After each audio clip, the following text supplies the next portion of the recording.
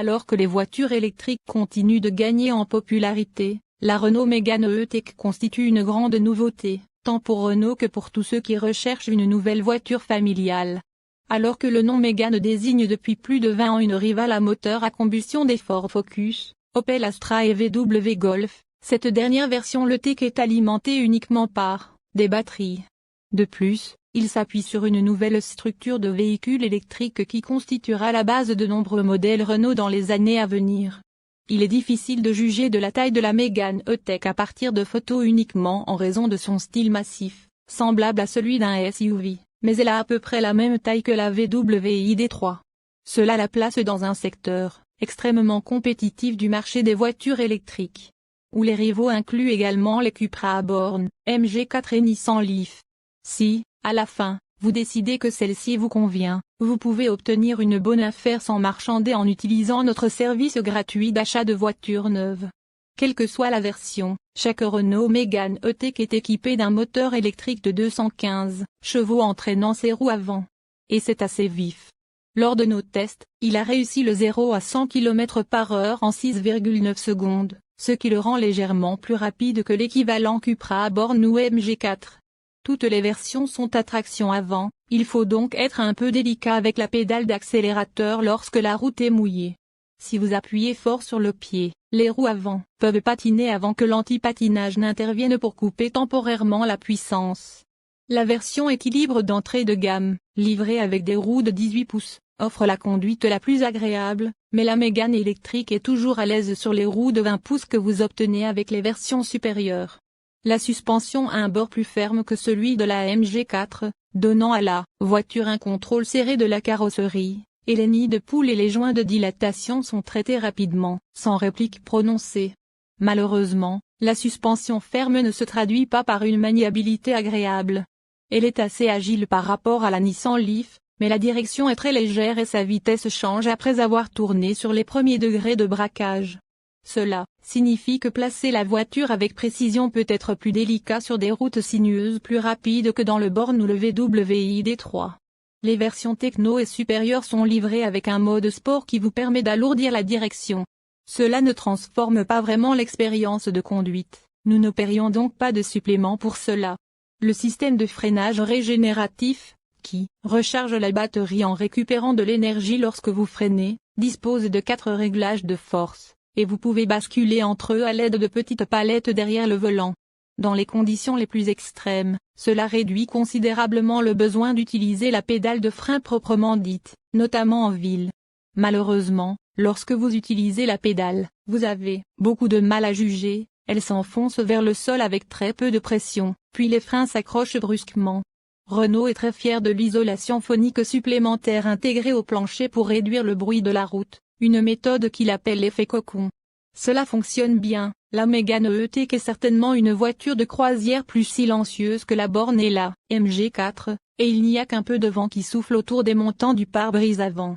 La suspension est également silencieuse, seules les ornières les plus prononcées provoquent un bruit sourd prononcé. Alors, qu'en est-il de la portée ? Eh bien, lors de notre test d'autonomie hivernale, la Mégane E-Tech a parcouru 300 km par temps froid, ce qui est bien loin de l'autonomie officielle, des 460 km. Le même jour, le borne a parcouru 280 et le MG4 longue range 310 km. Par temps chaud, vous irez beaucoup plus loin dans les 3 modèles. Avec de nombreux réglages du siège et du volant, la Renault Mégane E-Tech offre une excellente position de conduite, bien meilleure que la MG4, dont le volant est décalé vers ta gauche. Mieux encore, tous les réglages facilitent le confort lors des longs trajets, tandis que le support lombaire réglable dont vous bénéficiez sur les versions supérieures est un ajout bienvenu. Les montants des vitres avant sont cependant assez gros et peuvent gêner lorsque vous empruntez des virages serrés ou que vous sortez d'un carrefour. La visibilité vers l'arrière n'est pas excellente non plus, en raison des grands montants arrière et des minuscules vitres arrière, c'est moins un problème dans la Cupra à borne et la MG4. Heureusement, des capteurs de stationnement arrière et une caméra de recul sont fournis de série sur tous les modèles, avec des capteurs avant installés sur tous sauf la version d'entrée de gamme. Pour rendre la vie encore plus facile, les 2 versions supérieures remplacent la caméra de recul standard par une caméra avec une vue à 360 degrés. À l'intérieur, La Mégane E-Tech est intelligemment finie et remplie de nombreux matériaux doux au toucher, dont beaucoup sont recyclés. Il y a quelques plastiques durs mais ils sont cachés en bas et n'enlèvent rien à l'impression générale. Tous les modèles britanniques disposent d'un système d'infodivertissement à écran tactile de 9,0 pouces. Il est légèrement incliné vers le conducteur, ce qui le rend facile à voir et à atteindre, et son utilisation est plus intuitive que les écrans tactiles du Born et du MG4. De nombreuses technologies sont également incluses. Tous les niveaux de finition disposent de la mise en miroir des smartphones Android Auto et Apple CarPlay, tandis que les versions techno et supérieures ajoutent des services Google, y compris Google Maps, et 2 haut-parleurs supplémentaires. Vous en obtenez donc 6 au lieu de 4. Il y a beaucoup d'espace pour la tête et les jambes à l'avant de la Renault Mégane E-Tech. Vous bénéficiez également de nombreux rangements, notamment des balconnets de porte pouvant accueillir une grande bouteille d'eau, une boîte à gants de bonne taille, un petit plateau sous le système d'infodivertissement pour votre téléphone, avec chargement de téléphone sans fil sur la version techno, et de grands compartiments dans le accoudoir central et devant lui. Attention, il n'y a qu'un seul porte-gobelet, et le long compartiment inférieur est doté de 2 séparateurs mobiles, qui sont un peu fastidieux. Les choses pourraient être meilleures à l'arrière. 2 joueurs de 6 pieds trouveront leur tête effleurant le revêtement du toit et l'espace pour les genoux est également décevant par rapport aux normes de la classe. Il y a également peu d'espace pour les pieds sous les sièges avant. Bref, les principales rivales de la Mégane E-Tech en matière de voitures électriques, dont la Cupra à borne, la MG4 et la VW ID.3, sont beaucoup plus accommodantes à l'arrière. Le coffre est court mais vraiment profond. Nous avons réussi à ranger un nombre impressionnant de 7 valises à main sous le couvre-caisse, contre 6 dans le Born et 5 dans le MG4.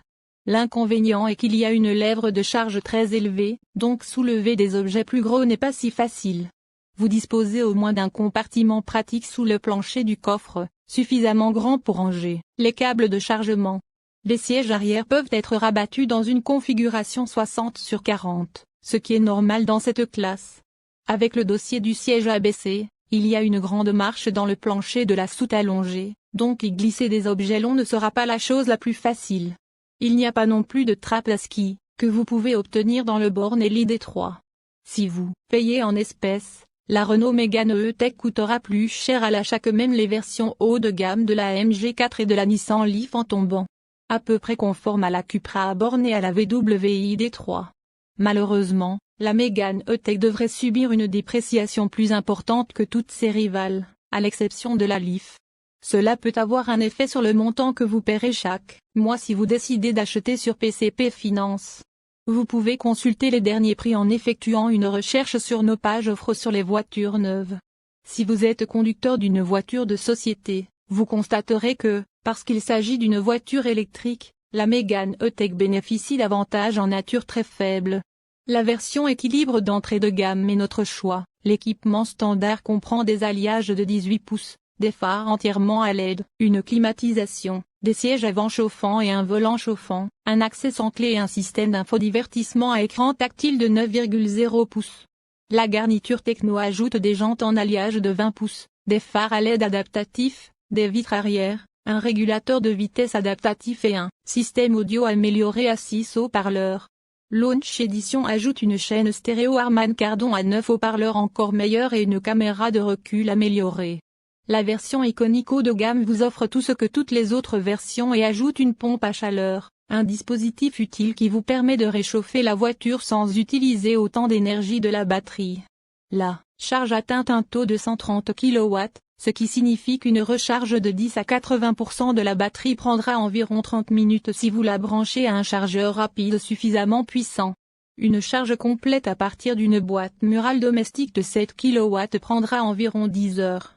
C'est à peu près comparable aux bornes de 58 kWh et au MG4 en quête de fiabilité, mais Renault en tant que marque a terminé à la 18e place, sur 32 constructeurs automobiles, devant VW, 22e, et Nissan, 25e, mais en dessous de Kia, 7e, et MG, 9e. Renault offre une garantie de 3 ans, avec un kilométrage illimité pendant les 24 premiers mois et un plafond de 160 000 km par la suite. 3 ans, c'est assez normal, comparable à Cupra et VW, et ne correspond pas à la garantie de 7 ans de Kia. La batterie principale de Mégane E-Tech est couverte pendant 8 ans. NCA a pas attribué au modèle 5 étoiles pour la sécurité, bien que le bornet fait un travail légèrement meilleur en matière de protection des adultes et des enfants en cas de collision. Il dispose de nombreuses technologies de sécurité de série, notamment une assistance au maintien de voie et un freinage d'urgence automatique, AEB. Les versions techno et supérieures ajoutent une surveillance des angles morts et une alerte de trafic transversal.